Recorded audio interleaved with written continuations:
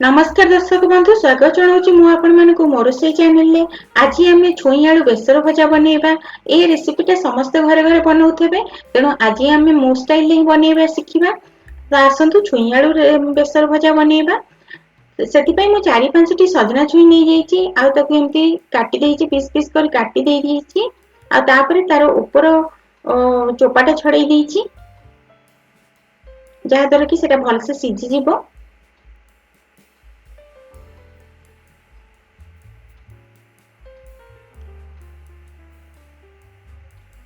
एमती पूरा आम सजना छुई को काटी नबा आ सबू चोपा छड़ाई ताकू गोटे गोटे कि चोपा छड़ाई ताकू रखीदबा।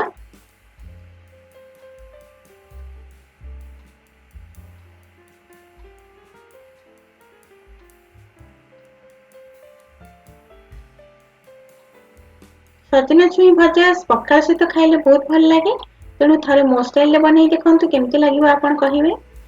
तो सजना छुई रे सब मु चोपा छड़ाई देइथली तापरे एबे हमें 3टा आलू नबा। एटा छोट छोट साइज रा आलू मको गोल गोल कर काटिबी सेति पई छोट छोट साइज रा आलू नेइची। आपन जदि बड़ साइज रा आलू निहंती ताले लंबा लंबा कर काटि पारंती।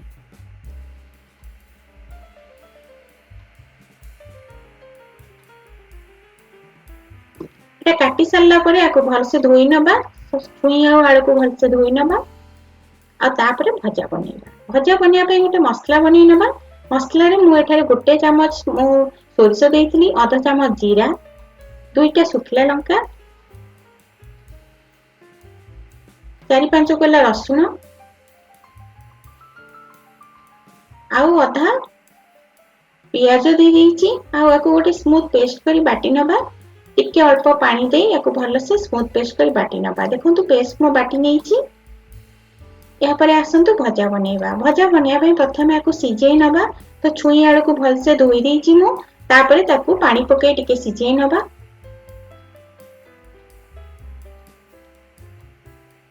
स्वाद हिसाब रे लूण ऐड कर दबा आ हळदी गुंड आधा चमच ऐड कर दबा।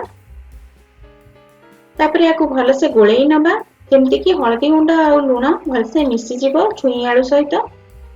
पानी बेसी दियंतु नहीं जेहेतु आमे याको भजा बनइबा तेणु अल्प पानी दियंतु जहा द्वारा कि सेटा छुई आ आलूटा पूरा सिझी जिवो। ढाकुणी घोड़ेई याको सिझिया पई रखी दबा।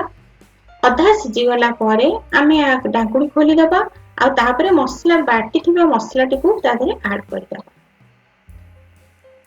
मसला रे टिके पानी देई तापरे ऐड कर दबा। एहा परे आमे ताकू भल से गोळेई नबा जेमति कि मसला पूरा कोट हेई जिवो छुई आ आलू सहित।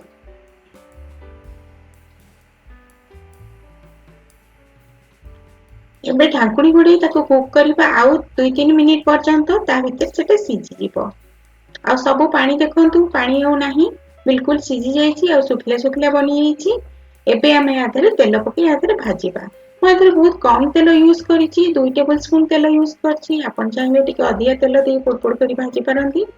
तो 2 टेबल स्पून तेल आपरे ऐड करी आकु आमे लो फ्लेम रे लो मीडियम फ्लेम रे भाजीबा स्टार्ट करबा जे पर्यंत एटा पूरा पोड़ न होई जाईची से पर्यंत आकु भाजीबा।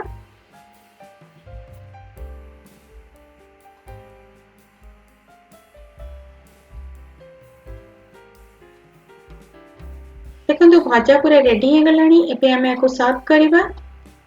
आपनको जदि रेसिपी भल लागिला ताले सब्सक्राइब करंतु मो चैनल को आ लाइक और शेयर करबा भूलंतु नहीं। आमे आकु गरम गरम भात सहित किंबा पखाळ भात सहित सर्व कले बहुत भल लागिवो। मु आपनको मानक पई आउथरे आउटे नुवा रेसिपी नै आसीबी। सेतेबेला पर्यंत धन्यवाद।